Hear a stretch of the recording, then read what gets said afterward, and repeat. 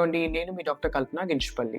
ఈరోజు మనము వ్యాక్సినేషన్ గురించి మాట్లాడుకుందాం. ప్రెగ్నెన్సీ ప్లాన్ చేసిన తర్వాత మాత్రం MMR వ్యాక్సిన్ జోలికి వెళ్ళకూడదు.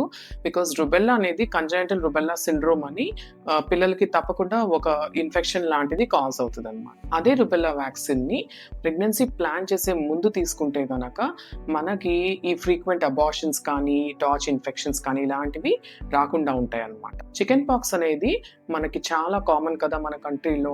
అలాంటప్పుడు చికెన్ పాక్స్ వ్యాక్సినేషన్ కూడా తీసుకుంటే ఆ ప్రెగ్నెన్సీలో వచ్చే రిస్క్స్ ఏవైతే ఉంటాయో వాటిని మనం ముందుగానే అవాయిడ్ చేయొచ్చు. తర్వాత ఈ చలికాలంలో ఫ్రీక్వెంట్గా వచ్చే జలుబు ఉంటుంది కదా, ఇన్ఫ్లుయెన్జా అంటారు.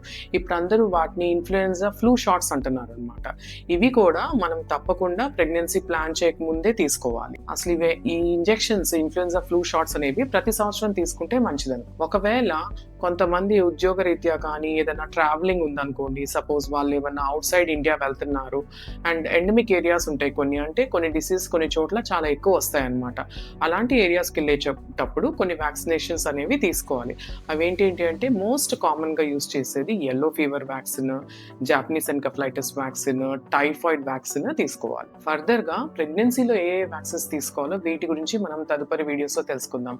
అంతవరకు please follow my page on Facebook, YouTube and Instagram. Thank you.